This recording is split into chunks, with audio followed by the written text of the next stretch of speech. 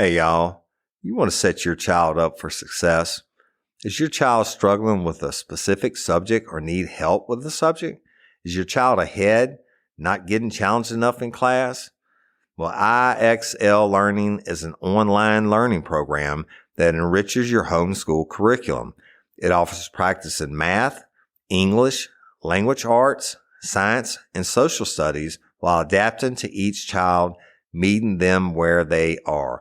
Plus, IXL encourages students to become curious and empowers them to choose how to learn. Look, we homeschool our son.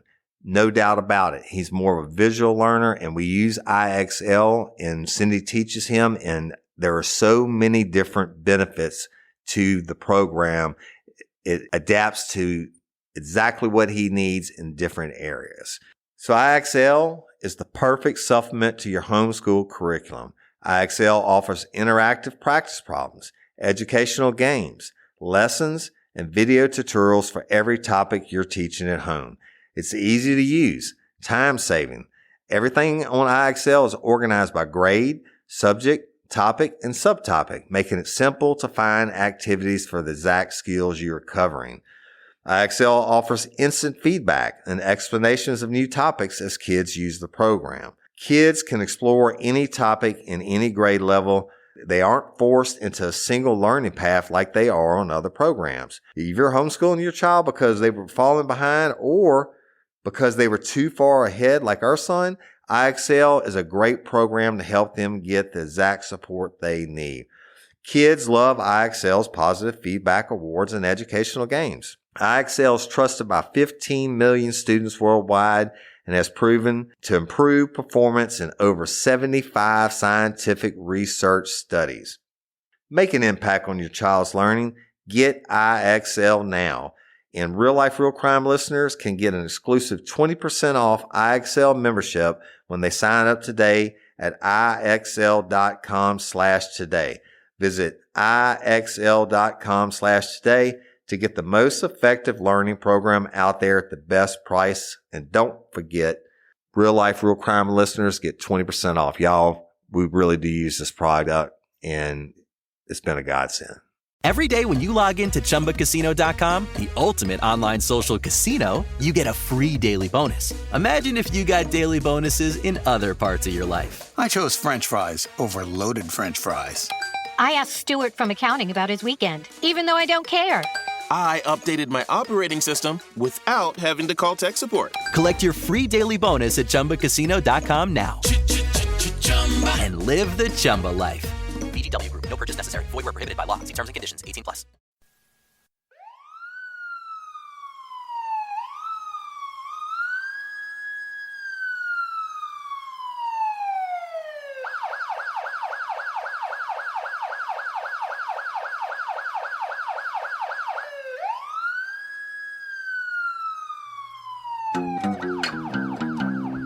You have the right to remain silent. Anything you say can and will be against you in a court of law. You have a right to an attorney prior to and during questioning. If you can't afford one, the court will appoint one for you. You understand your rights?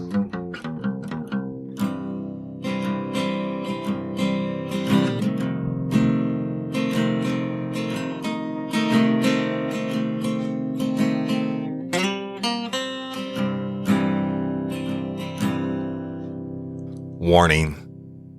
Each episode of Real Life, Real Crime, the podcast, will contain descriptions of acts of violence or of a sexual nature and are for people that are 18 years or older.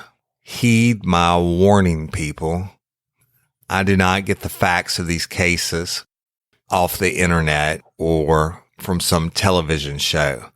These facts I'm retelling were presented to me by the victims of the crime or the perpetrators who committed the crimes. My descriptions of the crime scenes are what I saw with my own two eyes. If you are going to get offended, turn this podcast off now.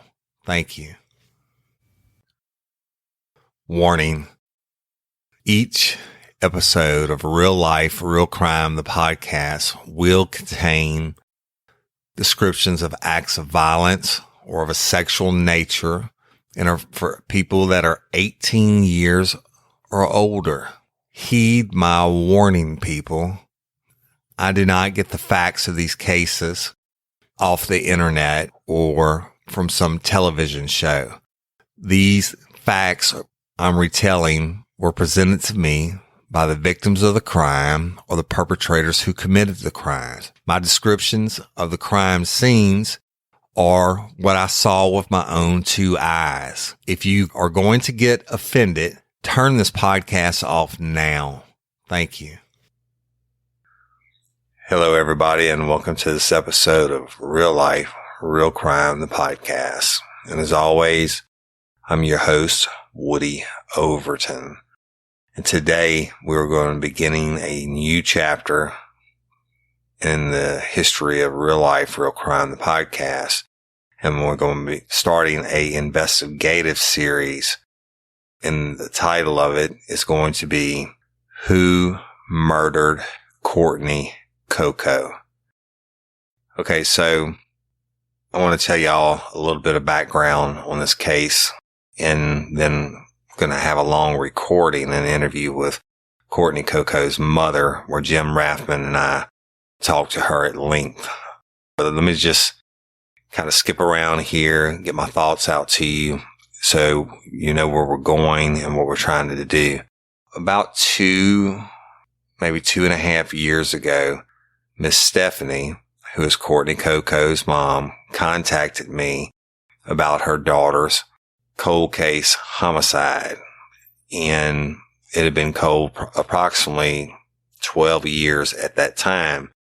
And I told her I would take a look at it and, that I needed the case materials, etc. And that I would be going to Alexandria, Louisiana to meet with her. And y'all, Alexandria, if you don't know it, it's dead center in the middle of the state of Louisiana. If you just threw a dart and hit the middle of the state, that's exactly where it is. But before I could do that, Miss Stephanie changed her mind. And that was after she met with law enforcement officers and told them that she was bringing me in on the case. Now, nothing had been done, or she hadn't heard from them in years. And then she goes in and tells the detective that's handling the case that she's bringing me in to review it. And they just pretty much flipped out, told her, no, you can't do that, etc. We're going to do this. We got a cold case squad now. We're on it. And you don't want to bring in an outsider and all that. Well, it is what it is.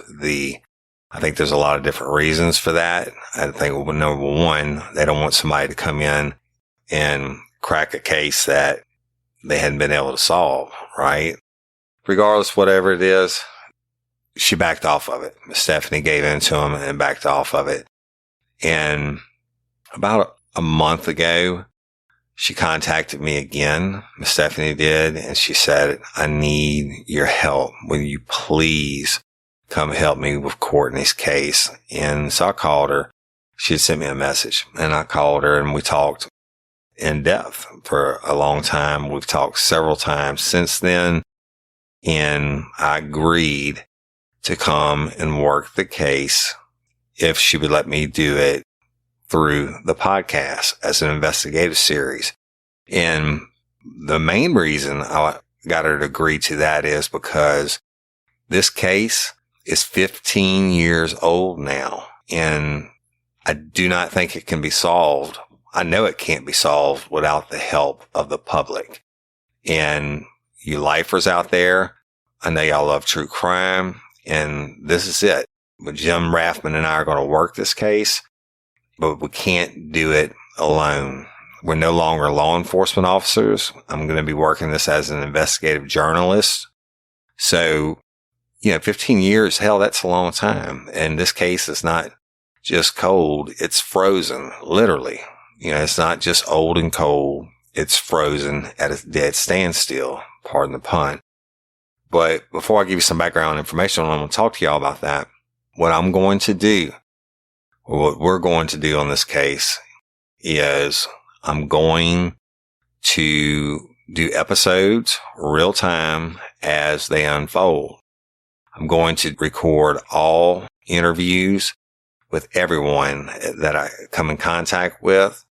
I'm going to record our bullshit sessions, if you will, where we sit around and kick ideas back and forth. And that's where a lot of great homicides get solved. It's just by sitting around kicking back and forth ideas. And sometimes somebody will come up with something off the wall, which actually helps to solve or break the case. So the idea of us doing it as investigative journalists, trying to push it along, it's still, we have to have the public's help. Now, we're going to be establishing a reward fund, and it's going to be significant. And we're going to establish a hotline where people can call in tips and they can be anonymous. And we're going to have a closed Facebook page where I'm going to upload all the documents of the case.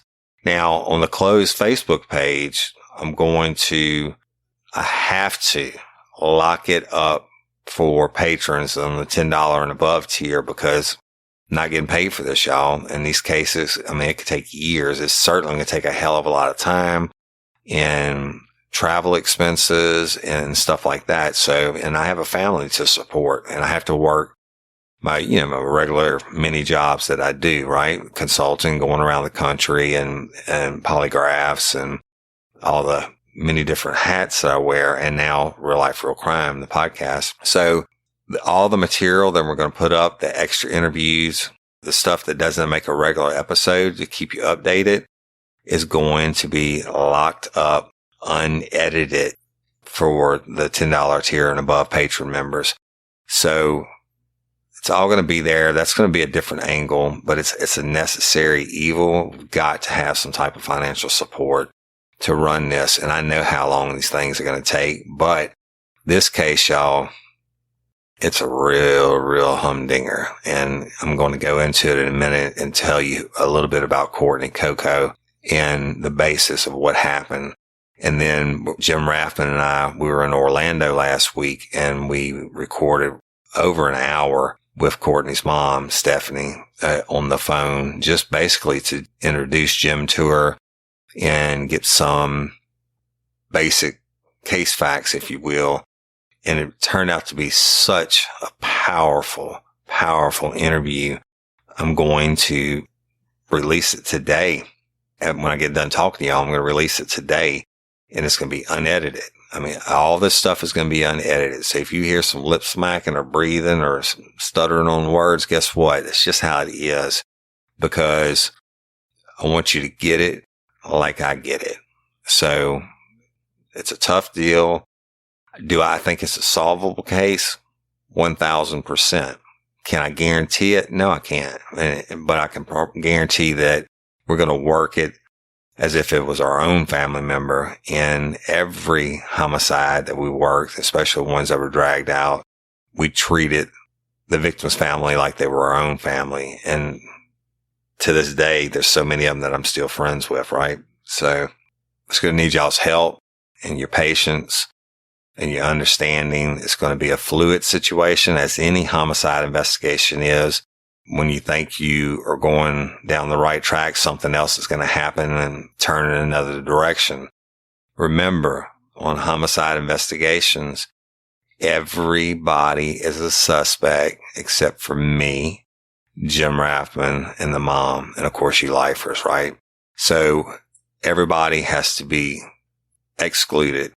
And there's a lot of players in this one, y'all. This case has got some real twist in it. And now, when we say anything about the police work or whatever, or any possible suspects, etc., we're certainly not accusing anyone. But if something sounds reasonable, like you were the last person with her, or this didn't get done, or that didn't get done in investigation, we're not bashing on anyone yet. But we certainly will follow those leads. And if they can be excluded, we'll exclude them. If they can't, then we're going to stay on them. So anyway, I guess I could talk about this all day, but just want to let y'all know a little bit about our victim. Okay. And I'm going to read from a letter, and y'all know I don't do that, but Miss Stephanie sent me this, and I'm only going to read you part of it because I don't want to go into a lot of the details that are in it. That will be put up on that for the Patreon members on the closed page. But it says, this is Miss Stephanie writing me. It said, Courtney was 19 years old in 2004, the youngest of 3 girls. She went to Alexandria Senior High School and graduated in 2003 and was a very good student. She was on the cheerleading team and played softball and was a long-time gymnast. She went to 1 semester at Northwestern State University in Natchitoches, Louisiana, and was studying criminology and wanting to specialize in crime scene investigations. Sadly, her dream of college never would be. She would never be married. She would never know the joy of being a mother, and that's with an exclamation mark. Courtney had her own car, job, and was renting a cute little house. I saw Courtney last on October 1st, 2004. It was a Friday. In my driveway, we were packing to go to the camp at Sabine Bayou Landing. Courtney was going to feed my 2 little dogs while we were gone. On October 2nd, Saturday night, Courtney had a domino game at her house. There were about 4 to 5 people there. Based on information given to police, this was the last night she would be seen alive. And I'm not going to say any more about it because it gets too specific details, and you're going to hear a lot of these details today on the phone call with Miss Stephanie. Just tragic, man. Let me make sure there's nothing else I want to add on here. No, I'll put that. I'm going to scan those. I'm going to scan that letter and put it on the closed page. And again, y'all, if the sound quality is not the best, you hear papers rustling or whatever going on, that's how this live investigation is going to go. There's no way in hell we have the time to edit every single thing on this. Just don't. We don't have a production team. We don't have writers and stuff like all these big shows do. You know, my wife probably spends 25 to 35 hours a week editing each episode after working all day as a teacher. So just bear with us and help us. Okay. And I'm really, no idea is a wrong idea or a bad idea. The only stupid idea is the one that you don't come forth with. So we're going to be setting up an email where you can email in ideas or questions. We're going to set up that hotline, and that's going to be available to everybody, to all the public. Okay. Now you have to understand, when we do this, and when we did it when we were law enforcement officers, we would get 1,000 calls. Okay.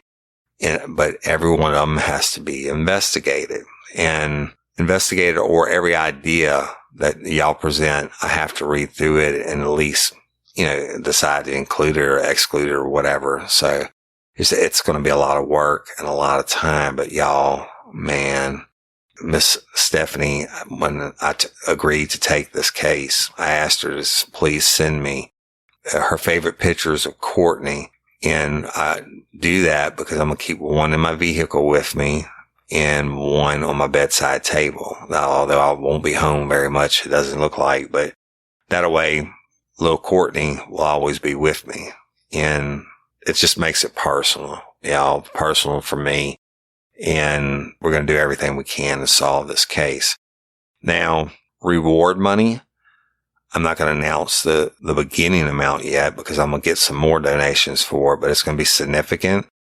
And to collect the reward, you have to provide information that leads to the arrest and conviction of the person or the people who committed this murder. So there's a lot of twists and turns, y'all, on this, and I can't do it all in one episode. Today's episode is simply going to be to introduce you to the mother and her pain, and listen to her voice, listen to the pain, and imagine if it was your child and you've been 15 years, brutally murdered, and you're suffering and you can't get justice. So who murdered Courtney Coco? And we're going to be in new uncharted waters, like I said, doing it as journalists and not law enforcement. So anyway, we're going to be posting the patron information. If you're already a patron member on the $10 above tier, and I think that's vandalism, but if you already are one, then you'll get the information and log into the private page where all the documents would be uploaded automatically. Weekly, I'll be uploading all the interviews and things, like I said, in the kick around bullshit sessions that we do.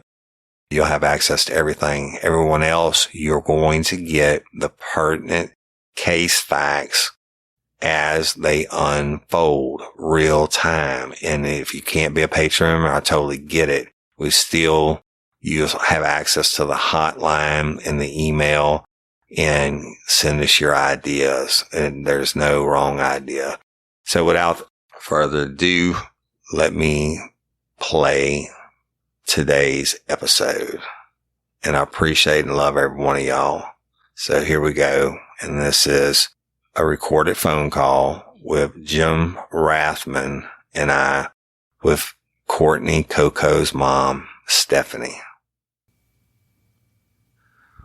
Hey everybody, it's Real Life, Real Crime, the podcast, and we're going to be recording a initial interview today, just a brief interview with Miss Stephanie, which is Courtney Coco's mom, the mother of the victim in this case. I'm going to call Miss Stephanie now. And it's Jim and I are in the room together. Good morning.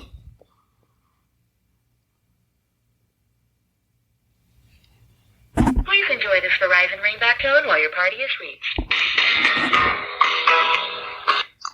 Good morning, Mr. Woody. Good morning, sweetie. How are you? Oh, doing good. I'm going through, I pulled out a lot of Courtney's stuff and just, it's like opening up an old wound, you know? I know. And I was telling Jim and I were just talking about it, the 15 years going by, but I can't imagine your pain. But let me tell you this first, Stephanie. I want to introduce you to Jim. Jim I met him initially when he came to work for the Livingston Parish Sheriff's Office. He was on the 2003 LSU National Championship football team. He worked in uniform patrol, and then he was on the SWAT team. We were on the SWAT team together, and then he made detective, and I got to actually train him in detectives, and we were partners, and we did a lot of smashing success cases. And then when I went to the state police, he went back into the military. He made rank of captain. He is a decorated war veteran. He won the Bronze Star for gallantry in combat. After that, he went to the United States Secret Service, and he was a federal agent. So he is a man of much knowledge.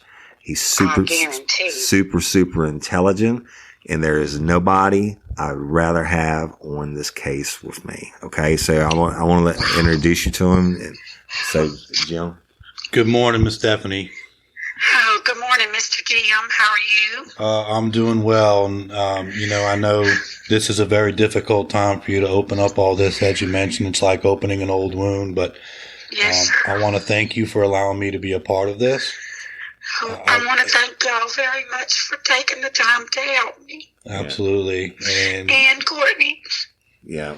And I know this is incredibly difficult for you to do, but I just want to let you know how incredibly strong you are and how thankful we are for you to be fighting as hard as you are to get answers for your daughter, as you should. And we're going to do everything in our power to make sure that we help in this situation to help you get closure. And Ms. Stephanie, there's never been a case, especially cold case or a murder case that Jim and I worked on, I told you this before, that the victims' families didn't become our families, especially ones that had investigation time. So you don't have to hold anything back from us, and we speak freely. Yes.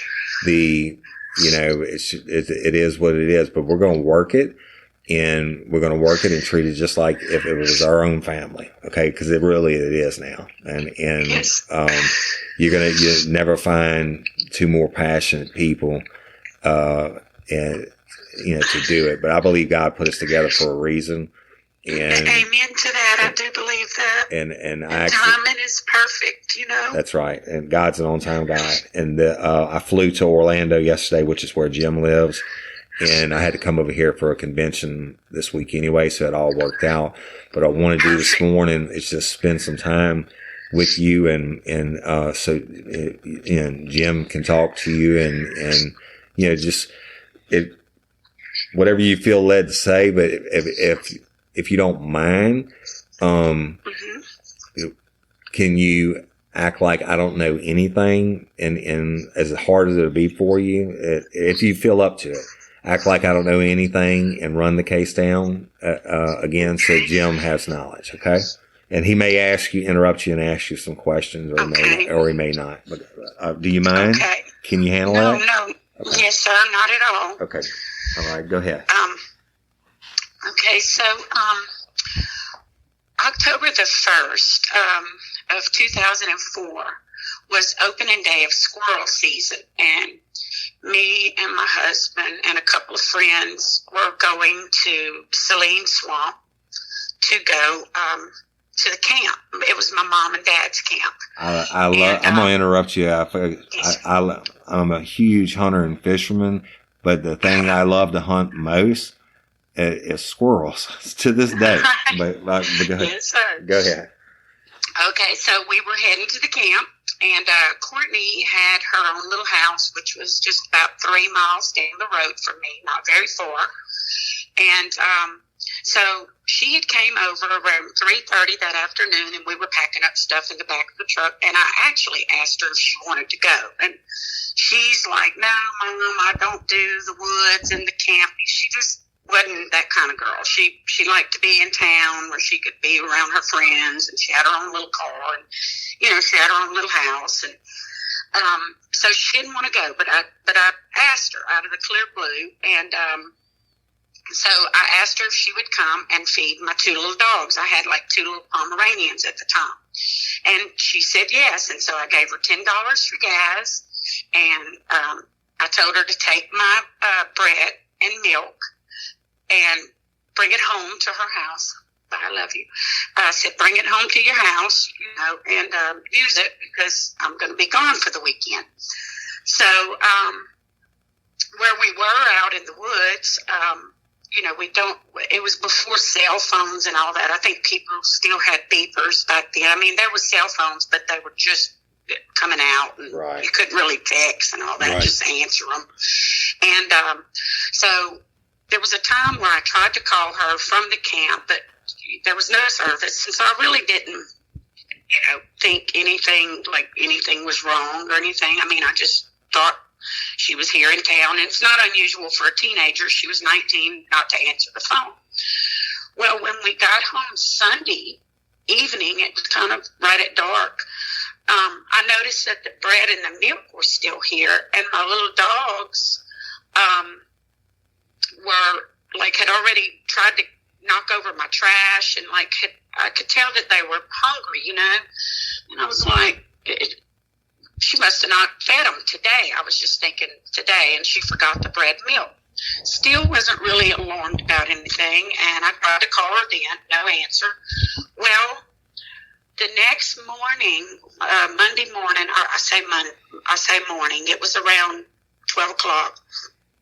My mom's sister was killed in a car wreck back in 1984, and so her birthday was October the 5th, and I always went to the cemetery and put flowers on her grave. Mm-hmm. And I was waiting on a friend of mine to come. She was going to ride to Marksville with me to go to the cemetery, and I was on my way out the door, and I was putting the flowers in the car and all that, and my phone rang. And I literally had to run back in to catch the phone. It was a landline. And when I answered the phone, it was a detective on the phone. And he said, "Is Courtney there?" And I said, "No." I said, "This is her mom." I said, "Courtney doesn't live here." I said, "But this is her mom. Is something wrong?" And he said, "Possibly." And I said, "Well, what's wrong?" I thought maybe she might have gotten a wreck or got in trouble, or I didn't know. And I said, "Well, what's wrong?" And he said, "We found a body in Texas with your daughter's ring on her finger." And I was like, "What?" I thought I was hearing things. I seriously thought I was hearing.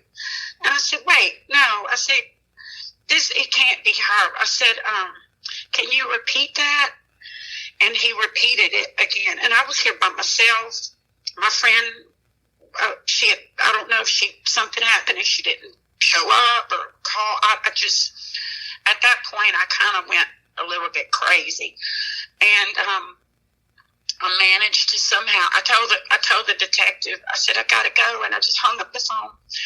And I called my husband and I called my daughter, which my daughter, Lace, worked with Courtney at Dr. Morrow's office. Courtney was the little receptionist there, and he's a dentist. And so I don't know how I managed to even dial the phone number.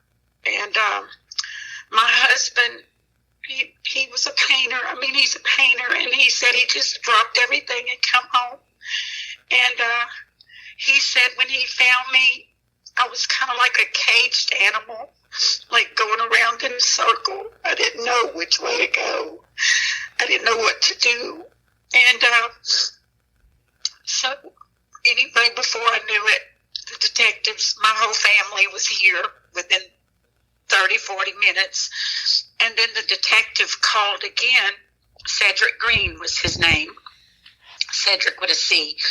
And he said, my sister answered the phone then, and she was trying to get information from him about what had happened. And he said, "Well, maybe I just need to come on over there." You think? And so sir? I said, "You think?" Yeah. My No, he goodness. should have came over here to begin with, because if I Absolutely. would have passed out and hit my head or you know, I would have He was with laid here and he was with the Alexandria Police Department, right? yes. Yeah, Yes. I mean- at the beginning, he was the head detective on her case. I never did. I mean, I didn't ever know this man, but me and him just could never. He always made me feel like I was a suspect. You know, he talked to me and looked at me and just.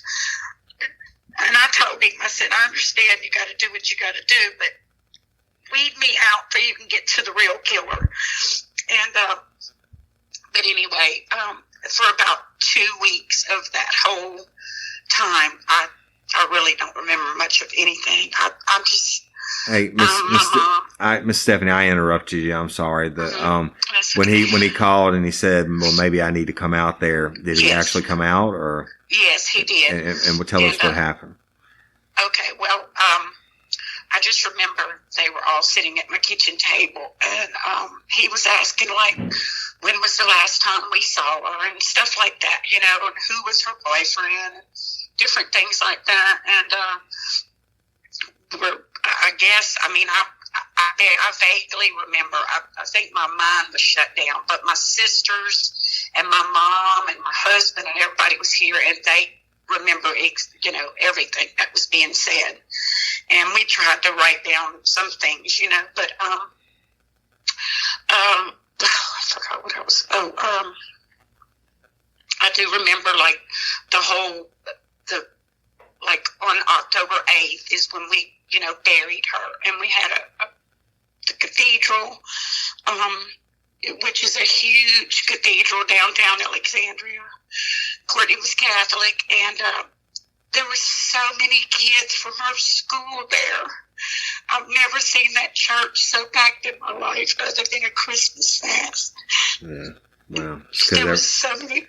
Yeah, there were so many people that had so many good things to say about her, and it was just like... Hey ladies, are you feeling overwhelmed by hormonal changes?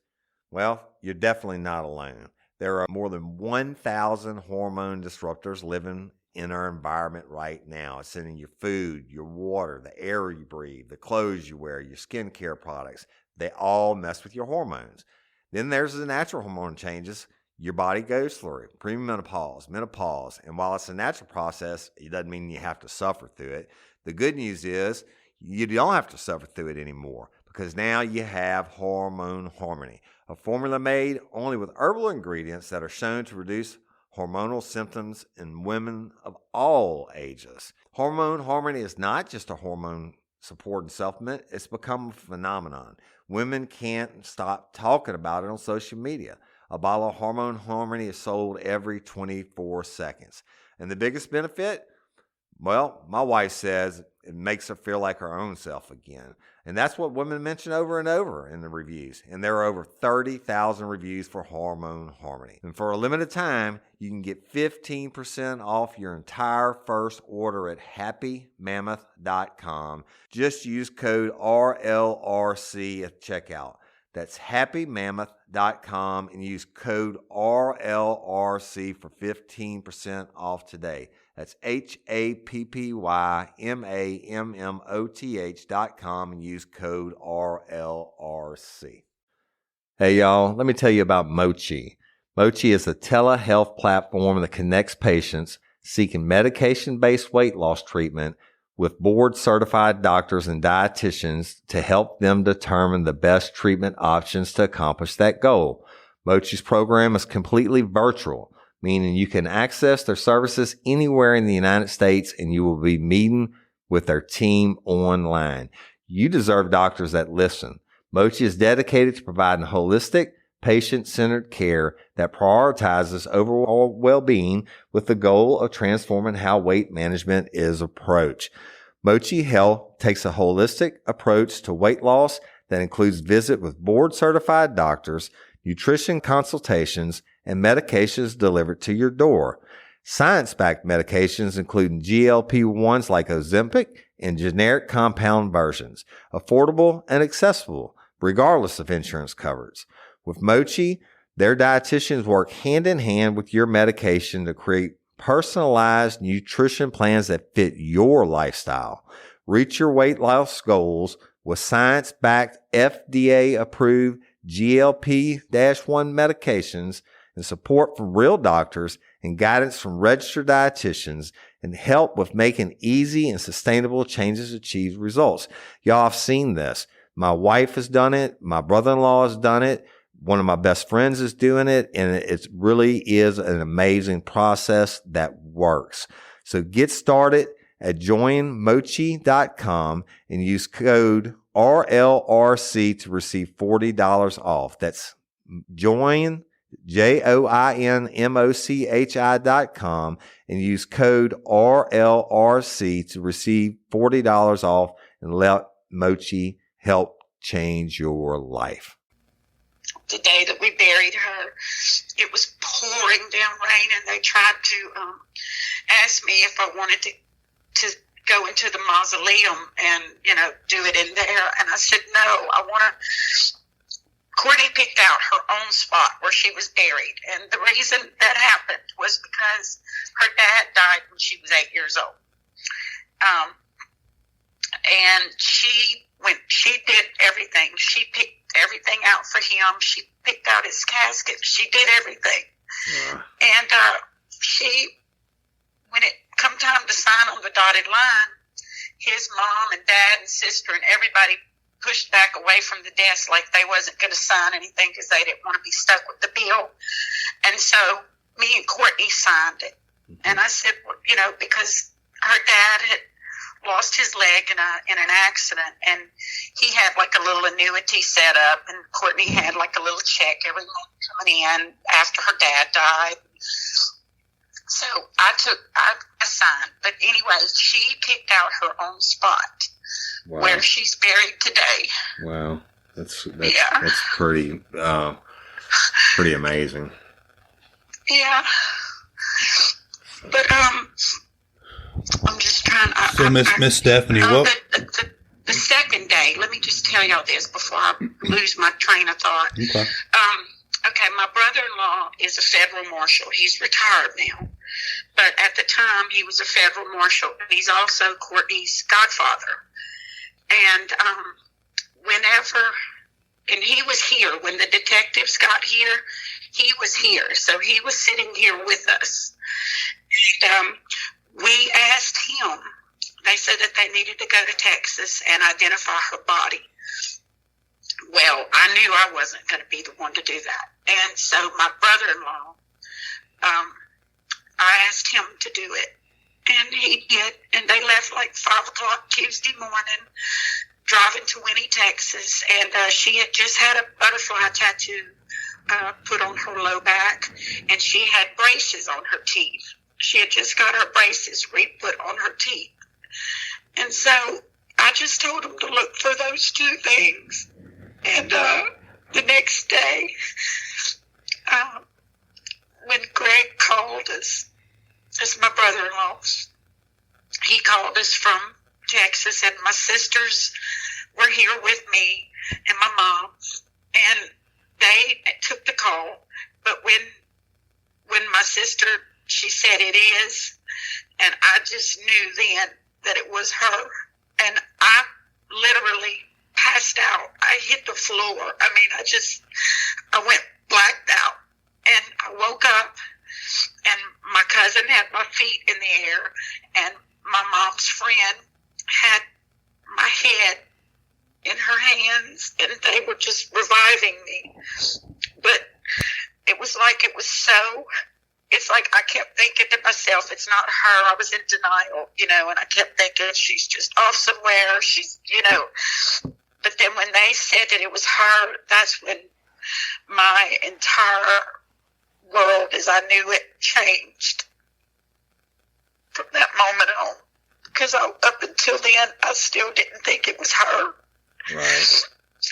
And when they found her, it was a place in Texas that it was right off of Interstate 10. The reason I know exactly, well, I've got a cross there now, but the detective that had went and got her body from where it was, he met us at the McDonald's a few days later. Well, I say a few days later. It was about probably almost 2 weeks. And we wanted to go there. And so he met us at the McDonald's, and he took us there to where she was found. And we brought a priest with us. And the priest, blessed everything. That building where she was at had 2, bay doors, an old garage type thing. And what they did, they backed into one of the bay doors, and that's where they dumped her out at. They had her in her body in her own trunk of her own car. And they left her in there for a day or so, I guess, because her body was already decomposed. And that's what the detective said. When is the last time you saw her? And I said, on Friday. She was alive and well, standing in my driveway. So I said, there's no way that it could be her, and because what threw him off was because she was so decomposed, but it's because she was in the trunk of her car and it was so hot. And the way they threw her out, whoever threw her out, this is what bothers me, I think, more than anything, is they spread her legs wide open, like to I don't know, insult her or something. They posed her. Right. And, oh, my God, that just kills me, because she was nude from the waist down. Who told you about that, Stephanie? Miss Stephanie? The detective in Winnie, Texas. His name was David Rabelais. And he told us how they found her, because And then Cedric Green here told us that, and this is what he determined. He said it was somebody that knew her, that wanted her to be found, and them posing her like that, it was kind of like a mockery, kind of, like if somebody was mad at her or something, like. Yeah. But there was a wall, like just a few feet over, and if they would have put her behind that wall, we would have probably found bones if they'd ever found her at all. Right. So the posing of Miss Stephanie, that we've worked cases like that in the past, and that is a sign of humiliation. They try to either because they're angry at her or they're angry at a family member, and they know it'll hurt the family members. But to hear that about their loved ones, right? So it's that's interesting to know, and certainly that's going to play into how we look at it, right, Joe? No, it definitely is. So, yes. Well, one good thing is that building had been sitting empty for 15 years, and we got a priest to go with us, and they showed me where Courtney's body. I didn't walk into the building because I just couldn't. I stayed kind of on the outside of the door, but he blessed everything with holy water, and right after, I'd say a few months later, someone bought that property and turned that building into a home. And I went over there one day. There was a lady that was outside, and I was over there. I had put Courtney's cross, and it was kind of like in the front of the building, and they had moved it over some. And I just let her know that if you ever see me over here or whatever, this is my daughter's cross, and I just come and put flowers or pull weeds or whatever. And out of her house came this little pink poodle. And I just thought that was pretty cool because it was like Courtney's favorite color was pink. Oh. And, she had a little white poodle that was dyed pink. And I told her, I said, I don't know if you know it. I said, but my daughter's body was found right here. I said, that's why we have this cross.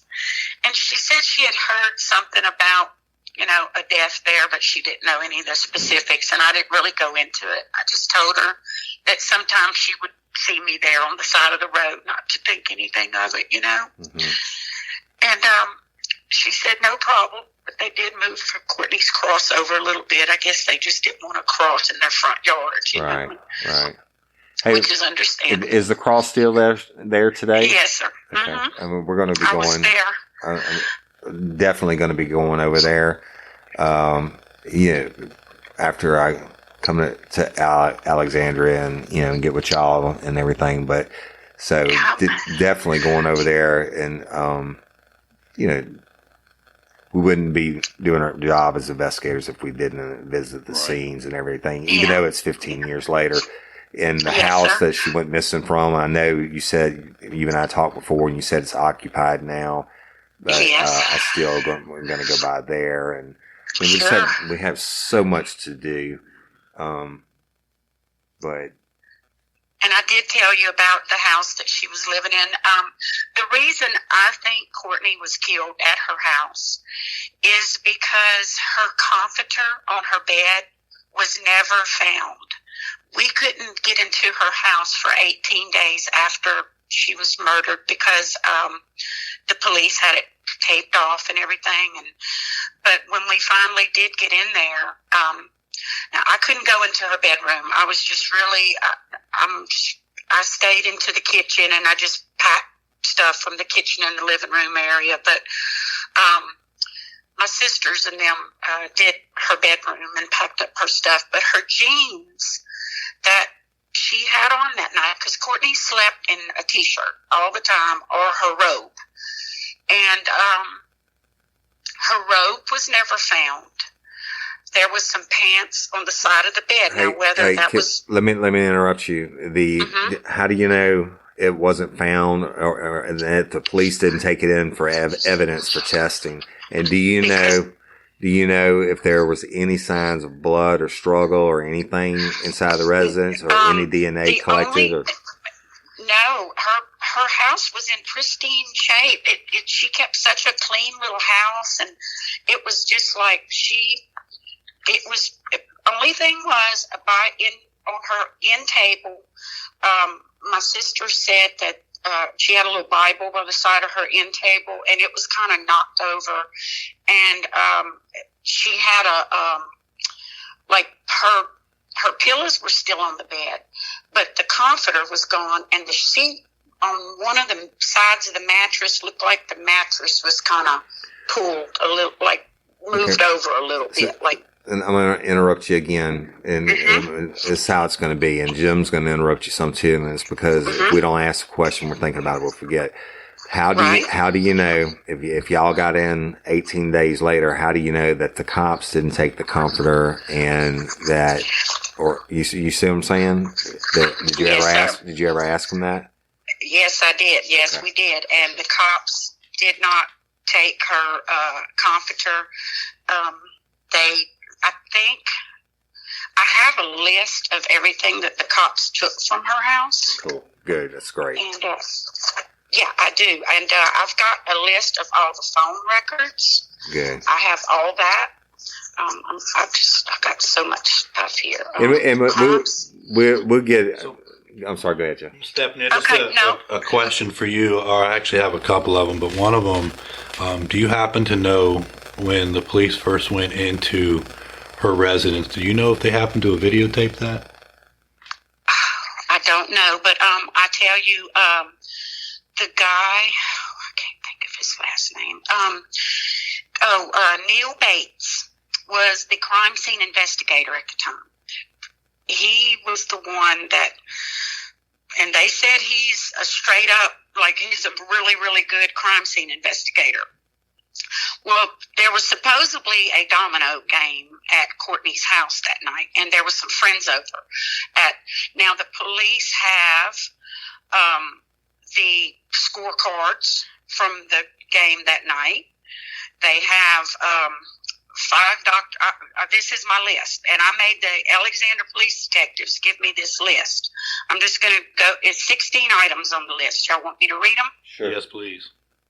Okay. 1 blue dress, 1 gray dress, 1 pair of blue jeans with blue and white cloth belt, 1 pair of blue jeans with red belt, 1 bed sheet, 1 security box, 1 knife, 1 cell phone, but it wasn't Courtney's cell phone, 1 black wallet, 1 set of dominoes, 3 beer cans, 2 paper bags, 1 cup, 1 cigarette box, 5 Dr. Pepper cans, and 18 cigarette butts. All right. Now, I know I have a bunch of questions, and I know Jim does also. You go first, Jim. So we don't know if they videotaped or anything, but did they send any of that stuff off for any type of DNA testing or anything at that time that you're aware of? I don't know. See, that's going to be. I pray to God they did, but I don't know. Hey, it's okay. It's okay as long as they still have the evidence. Those cigarette butts and the Dr. Pepper cans and the beer cans, they have DNA all over them. Now, and they also have the list of names on the score sheets of people that were there. That's right. There's like 5 people there. So, when you and I talked the other day, and I was asking you about getting the case files or attempting to through public information, et cetera, that's why it'd be so huge to get a hold of this information to help us. Now, if we don't get it, we're still going to work it, and it's just going to take us longer, and it's going to be more challenging.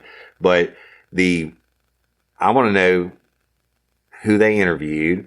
I want to know what those people said. I want to go back and Jim and I want to go back and re-interview those people. But more interesting to me is the DNA profiles off all those items, and have they ever even attempted to match it to the DNA that you and Jim doesn't know about this, that the DNA that you said they found, what was in the trunk of the car? Or? Yes, on the latch of the trunk. Mm-hmm. This is what the detective told me, and I think it was the one in Texas. He was the one that was more fired up about her case than anything, and he did like you. He put a picture of her in his office, but then he started having some health problems over the years, and he finally had to give it up. But he told me he would never forget. But he told me that the DNA that they found on the latch was mixed with Courtney's DNA.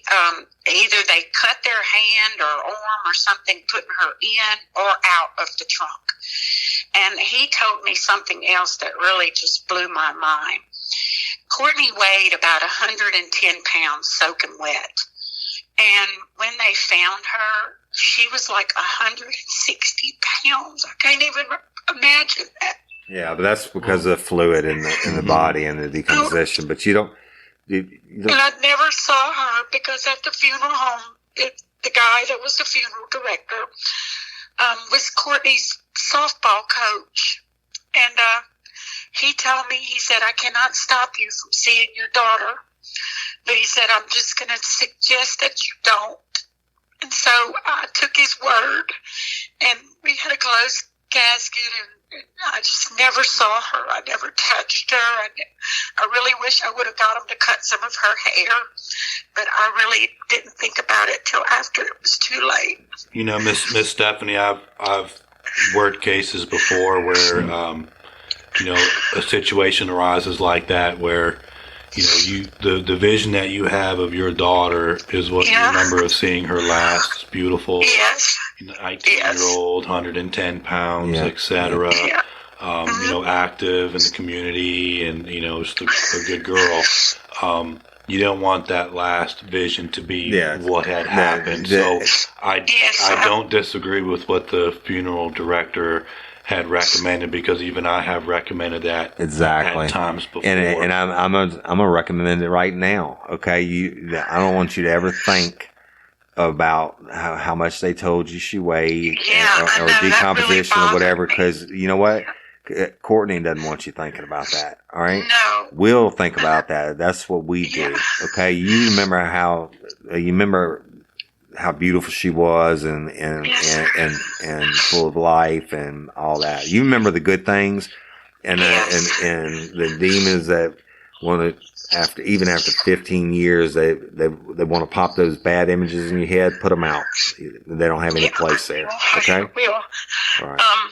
Let me tell y'all, on October the 2nd, which was the night of the domino game, it was a Saturday night, and her best friend Jackie was there, and she told the police. She told the police that she was the last one to see Courtney that night before she left. Supposedly she was there, and her 2 little children were there also, is from what I understand. They were small children, but Jitty was Jackie's brother. That's his nickname. His real name is Floyd Lee Williams, Jr. But he was a known rat for the Alexander Police Department, because when they picked him up to bring him in for questioning, now this came straight from Cedric Green's mouth. He told us that this himself. He said, when I picked him up for questioning, he had dope in his pocket. And he told him, he said, man, I'm dirty. I got something in my pocket. He said, it don't matter. Get in. We got to bring you down to the station and question you. So they brought him to the station knowing he had drugs in his pocket. He was a known rat.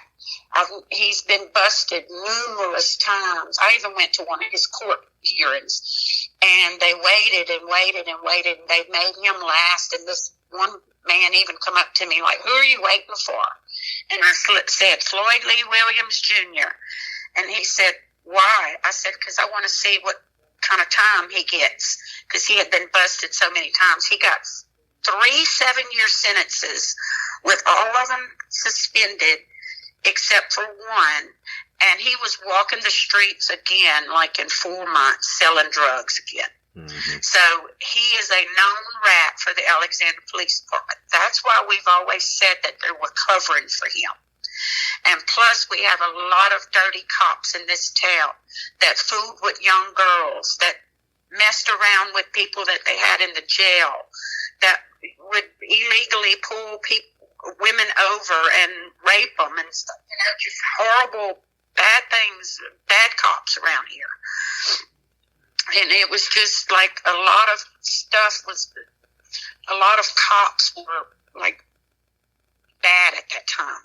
But Jackie, which claimed to be the last one to see Courtney alive that night, because Courtney's cell phone, if you look at the records, it's like everything kind of ends.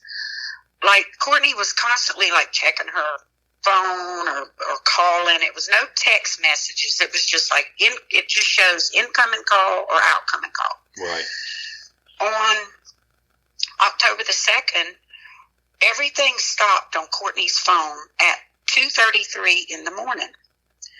And then it resumed again at 4:06, 4:15, 4:19, and 4:30 a.m. All 4 of those numbers were to different numbers. And Jackie said that she was using Courtney's phone at that time. And she said she would dial. They asked her about the phone calls. Who are you calling? And we have the names and we have the phone numbers. She said that she was trying to call someone, but she was dialing a wrong number. But like I told you, Mr. Woody, all the numbers are different. Like if you're dialing a wrong number, usually you miss it by 1 number or right. 2 numbers, not all the numbers differently. So that showed that she was lying right there. Then she had told the police that the day before that her and Courtney rode around all day smoking pot when Courtney had 0 marijuana in her system on her toxicology report. So she lied to the police on that. Hey, you said you have those numbers and the names. Do you know if they interviewed those people and what they said? That what was her name? Do not. The friend's name? Jackie called. Hampton. If you call me at 4:00 and you're calling, okay. First of all, I want to know what cell tower that those calls were pinging off of, because they could have been in Winnie, Texas. You see what I'm saying? Could have been.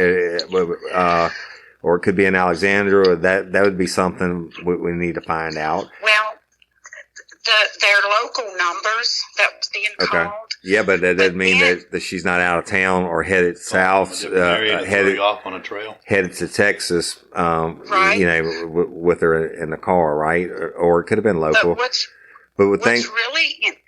I'm sorry. Whoever she called, they could be huge potential witnesses, because if she's calling to ask for help because she's in a panic, I'm thinking she's calling to ask for help to remove the body. Those people, somebody's going to talk, and they need to be sweated hard. The thing is too is back at that time, people wouldn't have known about the towers if you're making a call, so it's very likely that they could have been in another state, you know, across that line, making those calls, trying to make it look like they were staying local, making local calls. Was her phone ever found? Her phone was found in Houston, Texas, and a little 15-year-old guy had the phone. Right. He said he bought it for $10 or something or another. Detective Rabelais in Texas pinged the phone and pinged it straight to his pocket. Mm-hmm. He pulled up, he got out of his police car, and he went straight to the little guy and got it out of his pocket. Right. And about 20 minutes later, or not long after, the phone went dead.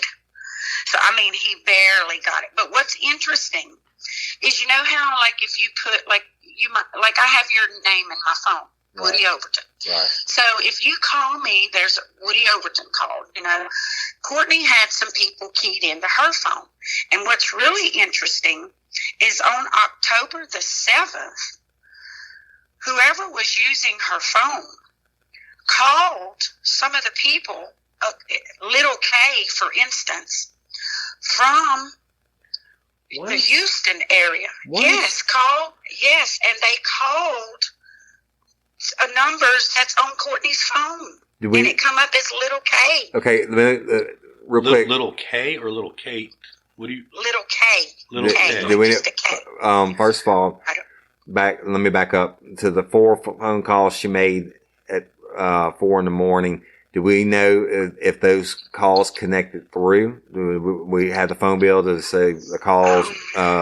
Do they lasted? How many minutes the calls lasted, etc. Let's see. Did she spend a couple minutes on one and then immediately hang up and call the next? Yes, like one of them was 1 minute. The first one at 4:06 was 1 minute. The second one at 4:15 was for 3 minutes. The 1 minute could be getting a voicemail, and if it picks up, they're going to charge it at least a minute of a minute. The 3 minute one means they talked. Yeah. Yeah, they talked, and then the other 2 are for 1 minute. Okay. But the second call was for 3 minutes. Okay. And we know who that is. Guy's name, and that guy, it went to, it was a guy named Jake. Hey, you know what? Let's don't say, because I'm recording this, let's don't say the specific names right yet. Okay. When we're in person and I have the information, and then we can do it, because I don't want somebody to get spooked. Right, okay. So we know that the second phone call went through and it lasted for a couple minutes. Now, fast forward when after she's deceased, and the phones in Houston, that when they called Little K, did that call go through? How long? One of them was for 2 minutes, and one of them was for 1 minute. There's 2 of them on October the 7th during the afternoon. Okay. And then again, on October the 3rd,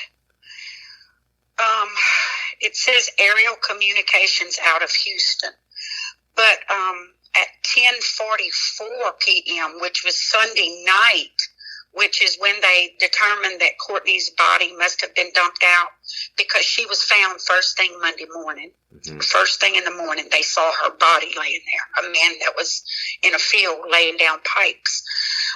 But somebody, Sunday night, we have a little note here again with the Little K. And it's a Houston number. And that was for 1 minute. So, I mean, I do have the phone records, and I got these straight from, Well, that's awesome. Well, that's good. Yes. Certainly. This was our detective work that we did. The police didn't do this for us. This is our work. Right. But I've got all that for you if you ever need this. Oh, we're gonna get it all. But go ahead, Jim. Miss Stephanie, just a few more questions. I know you had mentioned the detective from Alexandria that was working it. You had said earlier that he was the lead investigator, and then I'm assuming at some point he was no longer the lead investigator? Sheriff's office. Well, he was with the Alexandria Police Department, but I just never... This man acted like he just did not like me or my family. He just treated us so terrible. Hey. And I went to the police chief and I said, please give me another detective that I can work with. Did the sheriff's office ever take the case over? Finally, after the Alexandria Police exalted all their leads, that's what they said, and the sheriff's office had a brand new cold case unit squad. They had certain detectives that were working on it, and they took it over at that time. But the deal is, they were a cold case unit, but I never heard from any of them. Mm-hmm. So I don't know how you can be working a case and never even talk to the family or anything. You know how? You can't. And you can't. You don't. That's exactly right. Miss Stephanie, can you Can you just kind of walk me through some of your daughter's friends that you remember and her activities shortly before this happened? Just kind of what she did on a regular basis. Like, did she go to work or did they go out party? I mean, when I was 19, I went out every chance I could, right? She starting in about 10th, well, she was a little cheerleader at Alexander Senior High School. And she played softball, not with school, but with Sinlaw Civitan, and she was an awesome little ball player. She did gymnastics. She was taught gymnastics by a bronze medalist, Mr. Caroli. She was very, very limber, and she was in. Hey, y'all, let me tell you about Gobble. All Gobble meal kits are pre-prepped. That means less work for you and less waste in your kitchen. Their meal kits include everything you need so you can save time at the store or just skip that trip entirely. I got the box in and I had 3 different meals. I had a Kung Pao chicken, crispy fish tacos, and a beef bourguignon, however you say it. But let me tell you about the classic beef bourguignon. Look, it came with beef pot roast and a beef broth concentrate, red wine demi-glaze, cremini mushrooms, cipollone onions, mashed potatoes, baby carrots, and rosemary thyme butter. It was so easy to make. Literally like 15 minutes it took Cindy. And let me tell you something, and all the dishes were fire, but this thing was like a taste explosion in my mouth. It's just unreal. We've got to spend more time together and more time doing the things we love because everything came in this one single box right to my door. So see what a difference Gobble will make for your household. Right now, they're offering my listeners a fantastic limited time deal. You get $120 off across 4 boxes plus free shipping and free cookies. And let me tell you, those cookies, I ate one that was sin baked and it was delicious. Go to gobble.com/real life. That's GOBBLE.com/real life for $120 off your first 4 boxes. This offer is not available on the home site, so don't miss out. This is genius. It's taste explosions in your mouth like you never had. Spark something uncommon this holiday with just the right gift from Uncommon Goods. The busy holiday season is here, and Uncommon Goods makes it less stressful with incredible hand-picked gifts for everyone on your list, all in one spot.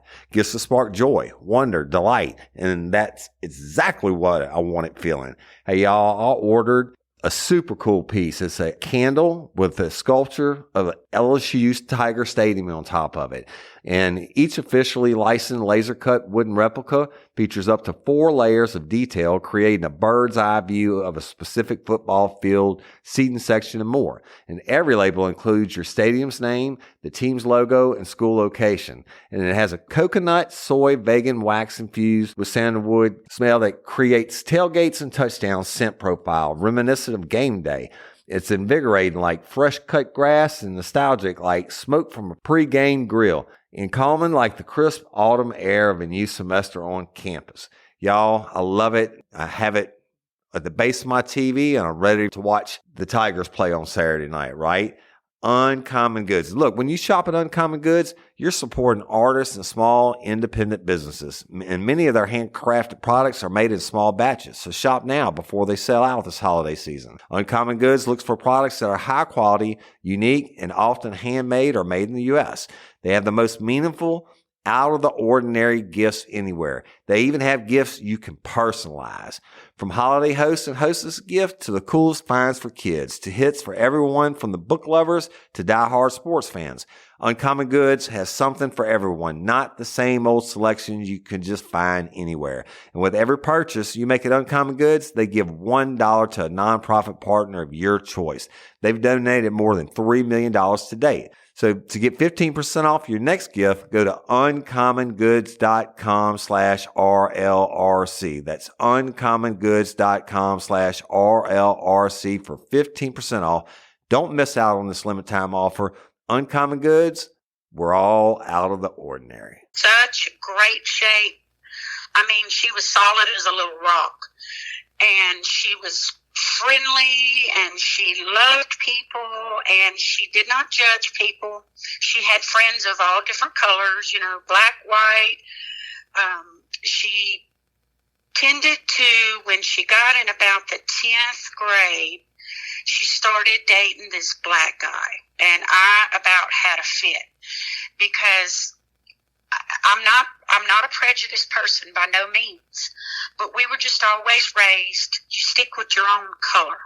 And, you know, and me and her kind of butted heads about that. And I told her, I said, Courtney, it's not about the color of people. It's about the type of people. I said, and you're around people that are using you. Because Courtney had her own house. She had her, you know, she was renting a house. She had her own car. She had her own job. She worked at Dr. Morrow's office. Her sister, my oldest daughter, which is 7 years older than Courtney, worked there with her. But Lace worked back in the back with the doctor. Courtney worked up in the front with, you know, as a little receptionist. But what's interesting is the day before that Friday when I saw her, she came to my house and told me, well, it was on a Wednesday. She told me she got over here. It was about 10 o'clock in the morning. She drove up. She said she had just quit her job. And I said, what? And she was still in her little scrubs. And she said that she had wrote the doctor and his wife worked there also, both letters, put it both on their desk, and told them that she was going to report them for illegal stuff that she had saw done at the doctor's office. She said she was going to report them to the insurance company, to Medicare, and to the Better Business Bureau. And I don't know what. How long was this before? This was on September the 29th. Just a couple days. Wednesday. Yeah, just a couple of days before. Wow. And, well, you remember I told you that everybody is a suspect except for me, you, and Jim Rathman. So, but that, okay, so she quit the job just a couple days before the domino game, before the night she went missing. And she left a letter stating that she was going to report them to the authorities? One to his wife and one to the doctor, actual Dr. John Morrow. Wow. And one to his wife, Kay Morrow. Lace was still working there at the time when Courtney quit. Oh, that's like the other daughter was. Okay, all right. Yes. And so I don't know. I believe she showed me the letter, but I just thought she was like mad and just like somebody had pissed her off, and she was like just venting, you know. And your daughter ought to be able to, when I interview her, she ought to be able to clarify that, right? She could probably tell you exactly, probably almost to the word, what the letter said, because I think she read it also. But I don't know if Courtney, I don't know if she had her rough draft, and that's the one she showed me, but she gave them each a letter. Now, I told the police all this. Supposedly, the police went and interviewed the doctor and his wife. They were both at Courtney's funeral, and their two daughters, which Courtney loved, the two little girls. But they were all at Courtney's funeral, and I just thought that was just really, really odd. And I'll tell you something else that the police failed to do. The people that were here, the friend of ours that was here the day that we were packing the truck the last time we saw Courtney, they never interviewed, they never asked him any questions. The people that we were at the camp with, it was like a couple of my girlfriends and this guy that I'm talking about was here with us. They never asked anybody if we were even at the camp. They never even... Only thing Detective Green asked my mother is, how long does it take to get from here to your camp? And he asked me what the address was on the camp. And I said, I don't know the address. I just know where it is. We never send mail there or anything, Right. And So Cedric Green is Alexander PD asked you yes. about your camp. Yes, how long it took to get to the camp, and we told him about 30 minutes from here. I mean, I just thought that was a weird question. Mm-hmm. That makes me think that he has some kind of timeline thing, or naturally he's going to want to know, exclude family members first. But that's, you got witnesses that you were at the camp. So why not ask the witnesses? Yeah. And they never did. Not one of the people that was with us ever was called and asked anything by the police. Wow. No, none of them. You said earlier they did do a toxicology screen on Courtney, correct? Mm-hmm. Yes, sir. And was it just a urine test, or no? It was full blown blood at the autopsy. Nothing came back from that. Everything was clean. No, everything is clean. And they said that she had no drugs in her system. They said there was a little bit of alcohol present, and they said that could have been from her body decomposing. I guess your body makes its own alcohol. That's right. But it was like not a very large amount. Now, this is what I told Mr. Woody about a year and a half ago. The detective that is on her case now, Randall Alls is his name.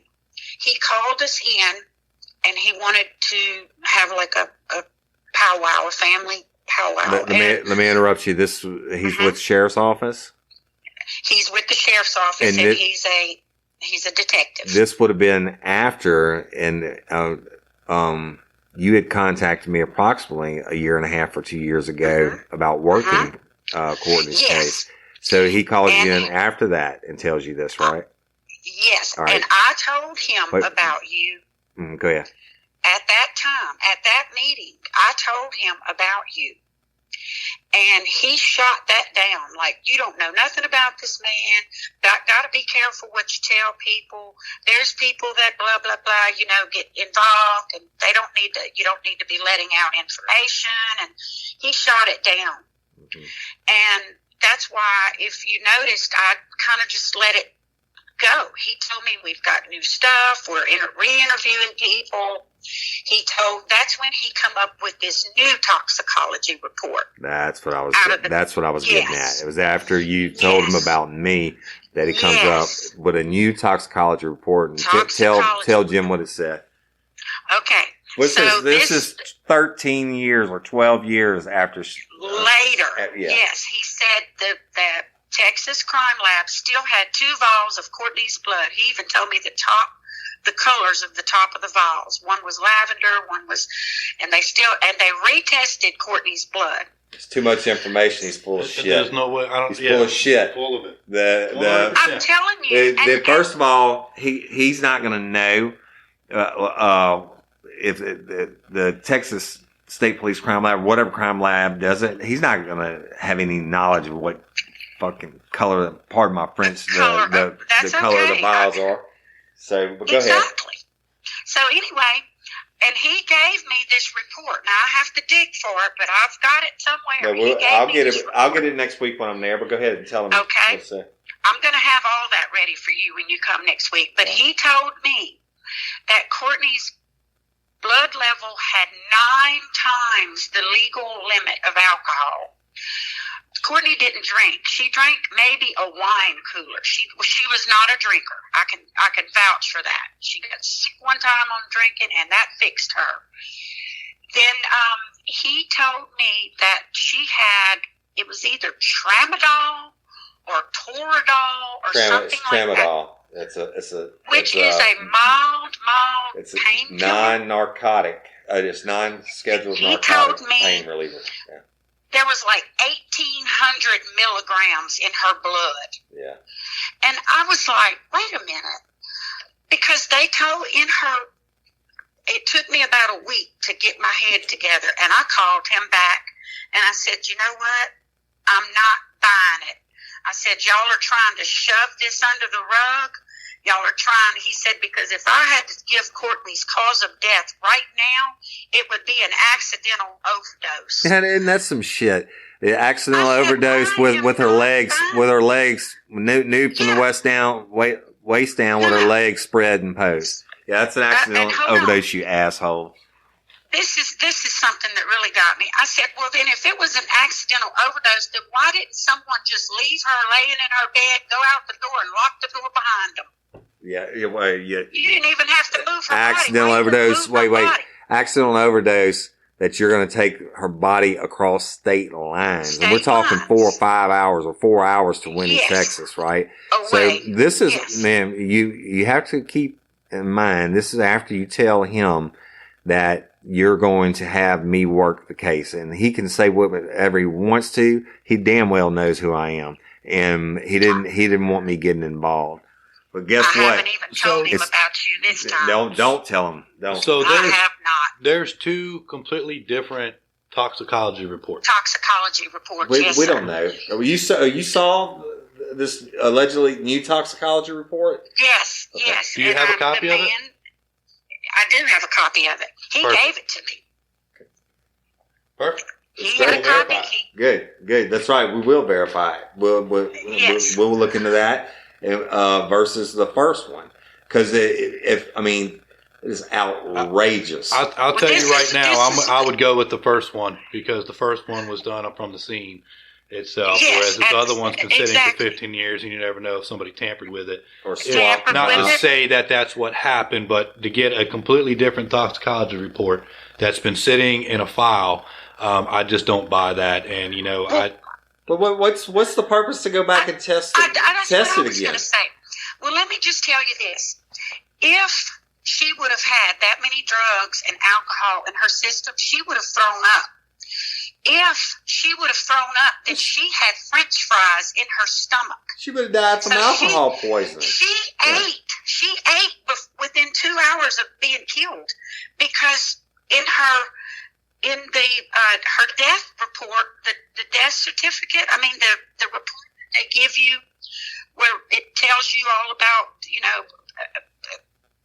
it's all kind of these legal terms. Right. But she had, and I have a copy of that too, she had French fries and bubble gum in her stomach. Right. And do you know what? That's another good thing. She would have thrown up. There would have been nothing in her stomach. Yeah, look, you can't have 9 times the legal limit will kill you at alcohol. But my child didn't drink. I know. No, nobody. You can't drink that much, is what I'm telling you, right? That's 9 times. That would be, back then. It was still 0.10. You die at like 4 point. A big guy like me would die at 0.40. It's no fucking way. What was the level of tramadol, they said? 1,800 milligrams. Because I bet you that wasn't metabolized. I did the math, and I just broke it down into like pills. I told him, I said, she would have had to take 20-something pills. I said, so why wasn't any of those pills found in her stomach? Right. There was French fries in there.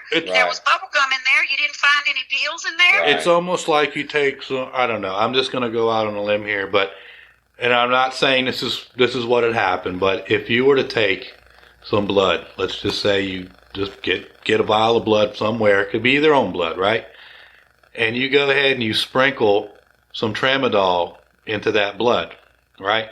The level in toxicity with that, it has not metabolized, which is going to show at a extremely high concentration level. Same thing with alcohol. Same with alcohol. So when you take medication, it has to do what's called the first pass of the liver, which your body's going to actually break it down. So if you take 100 milligram, by the time your body breaks it down, you might get 20, 25 milligrams of that. To have a level of that amount of tramadol tells me that is not metabolized tramadol. That may be a sprinkled in version of tramadol. And alcohol too. There's no way. Exactly right. We're going to get all that from you next week, and we're going to look at it, and we'll have experts look at it. But I'm gonna tell you something, Stephanie. I have goosebumps just from what we talked about today. Now, but this you have to realize we're just scratching the surface. We're going to do this again because you're going to remember more things as we do it. When you and I are face to face, we're going to be doing this for like 8 hours at a time. Okay, so the questions will be a lot more involved. But just what you told me today, I mean, the one thing you never know is where a homicide investigation is going to lead. We don't want to get tunnel vision. Certainly, the most likely suspects are the people at the party. But hell, you told us about a dentist today that she had threatened to do, et cetera.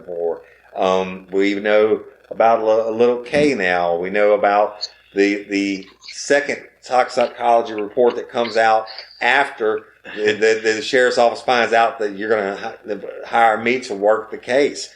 I mean, that's the quickest way, right? To be able to say, oh, well, you know what? Let's dump a little bit. I'm not saying that they did, but but definitely not. It's the possibilities are endless, and we have to work them all, and that's how we're going to solve this case. I've got one other thing to tell y'all. I was working at Best Western at the time. I was a front desk guest representative, and I got a call from Regions Bank. That's where Courtney had her checking account. And being I was not on her checking account, we froze her account. I had to get the lawyer that did my secession to freeze her account because we didn't know where her checkbook was. We didn't know where her purse was. She didn't have but I think $13 in her account at the time. And I mean, it wasn't much. Well, a year almost to the day, there was 2 utility bills paid in Houston, Texas with Courtney's checkbook. Really? And they signed her name, Courtney Coco, to the check and paid 2 utility bills in Houston, Texas at an apartment complex. Well, at the time, David Rabelais, the detective in Texas, was still on Courtney's case.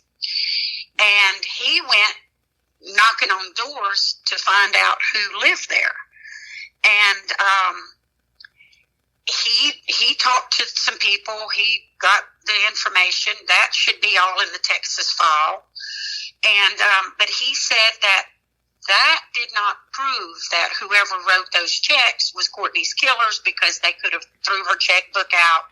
Someone got the checkbook and used it. Yeah, but it certainly doesn't exclude them from being the killer either. You see what I'm saying? Absolutely. And so the bank has their own detectives, but the bank did not follow.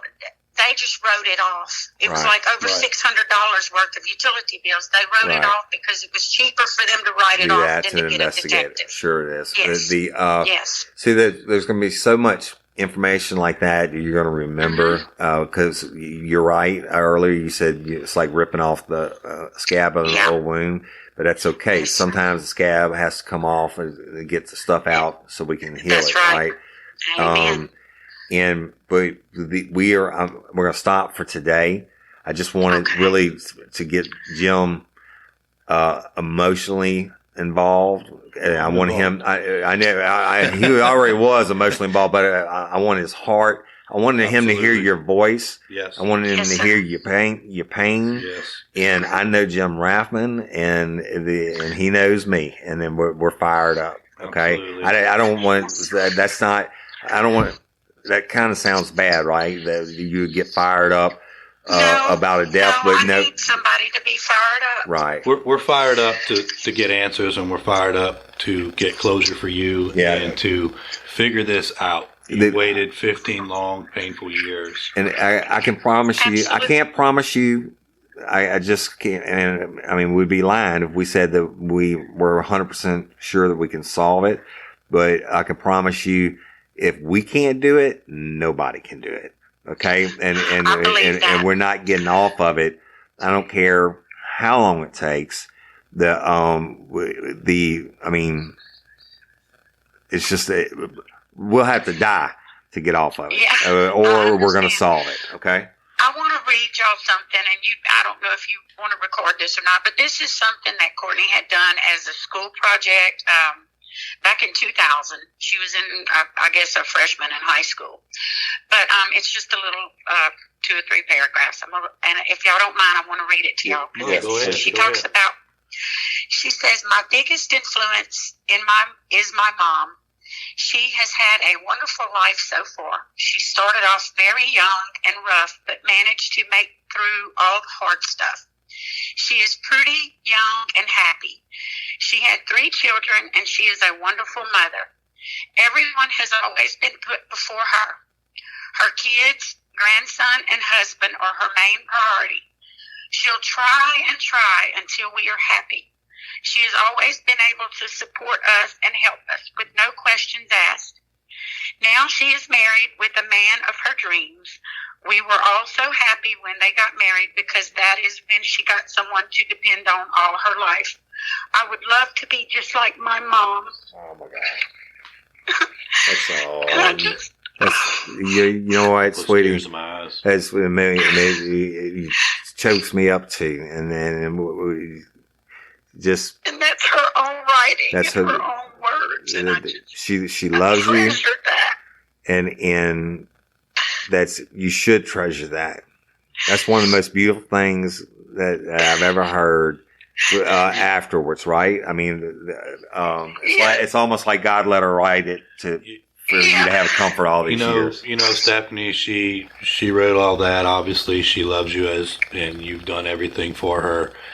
Yes, and, you know, you look at what she wrote and you look at what you're doing. Here it is 15 years later, and you're still willing to do everything and anything it takes to get answers, to find out what happened to your beautiful daughter. And, you know, I can tell you, I know I can speak for Woody on this too, but we thank you so much for sharing this. As hard and as difficult as it is, you're doing an outstanding job, and you're working so hard for your daughter. I'm appreciative of mothers like you, and I have an awful lot of respect for what you do and what you continue to do in the fight for justice for your daughter. And thank you for allowing us to be a part of this and to help you find what is going on, to bring you closure. Much like Woody, I will give it everything that I have to do the best that I possibly can for you and your family. And I just know y'all will. We are going with God's grace in Him putting us together. Yes, sir. If it's His will, we are going to find out who murdered Courtney. Okay? That's what we're going to do. And then so you can have some closure. Okay? That's what's so important. And that's it. I mean, I know we're put together for a reason, and we're going to do this. And it's not going to be quick, and it's not going to be easy. But we're going to do it, okay? But it's going to be done right. It's going to be done. If it should have been done in the beginning. If we can't solve it, nobody can solve it, okay? I believe that. We'll leave no leaf unturned. That's right. And just continue to work on those case files for me, sweetie, and the public information requests and all that, because it's going to be huge. Matter of fact, I've already requested it from Texas, and this morning I was going to go down to the courthouse and ask for it there and the Alexander Police Department. Okay. Hey, Stephanie, naming it, what do you think? I mean, who murdered Courtney? I mean, I don't. What do you think? I mean, we need to put the name to this. I've been thinking of that, and I just don't. I can't come together on anything because there's just. But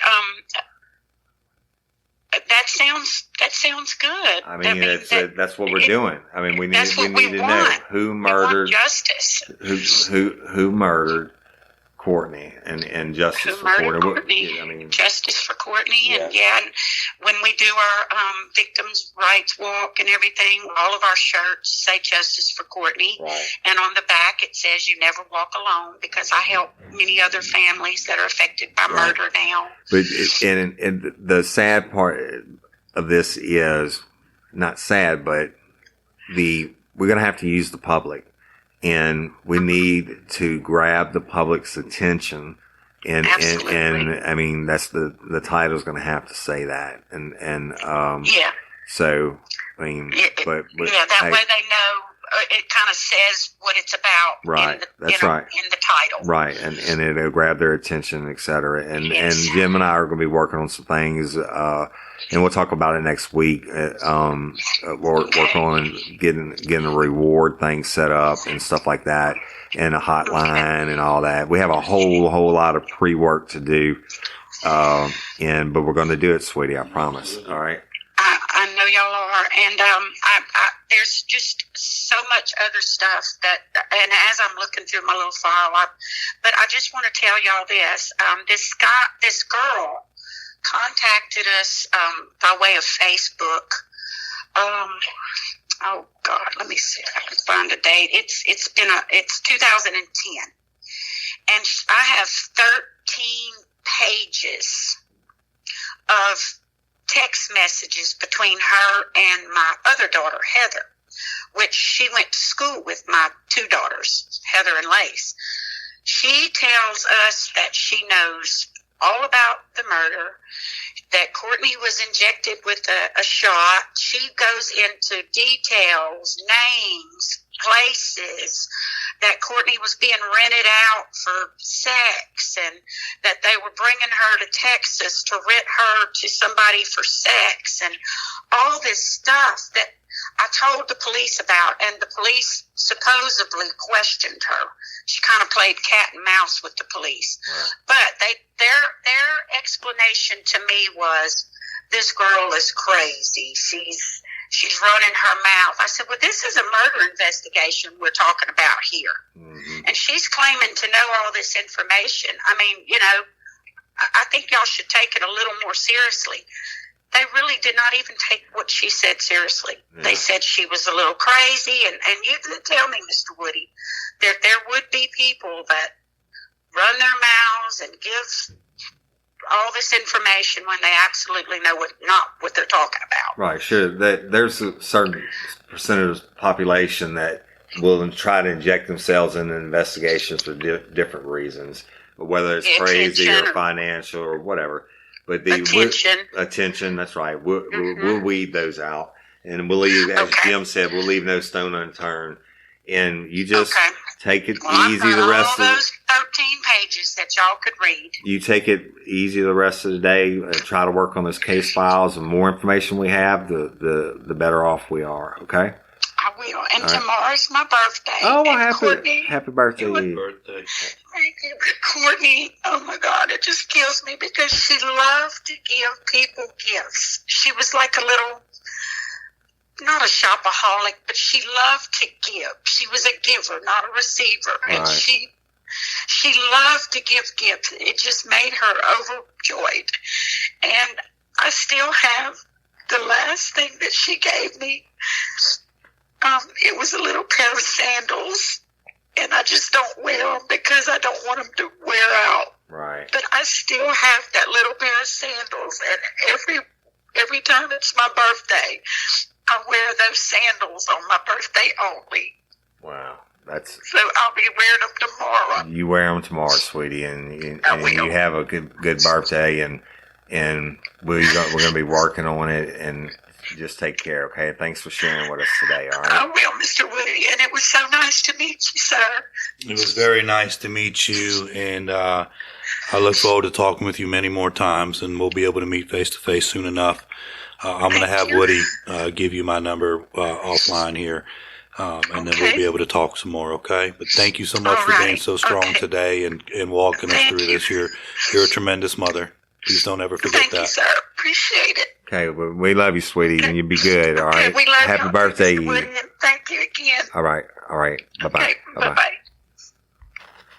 Okay, y'all, that's going to conclude this episode of Real Life, Real Crime, the podcast. Me and my co-host Jim Raffman. You heard it from Miss Stephanie, Courtney Coco's mom, and we'll be getting back with you real soon. Peace. Hello everyone, this is Tyler here at Formidable, a true crime podcast. I want to invite you to come join me as I drop multiple episodes weekly to give you your true crime fix. Now, I am personally a huge fan of true crime, and this is what has pushed me to do this.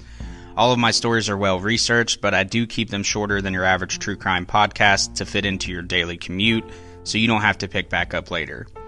I encourage you to check it out anywhere you listen to your favorite podcast. Just search Formidable, a true crime podcast, and while you're there, be sure to subscribe, follow, and leave a review if you enjoy. You can also find me on Twitter at FormidableTC and on Instagram at Formidable.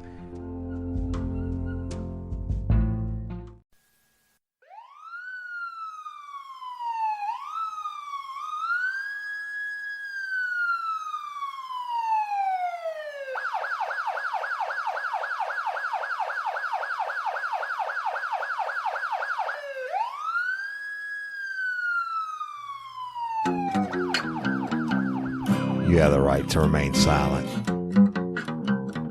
Anything you say can and will be used against you in a court of law.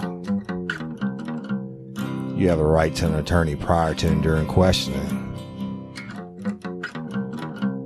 If you can't afford one, the court will appoint one for you. You understand your rights?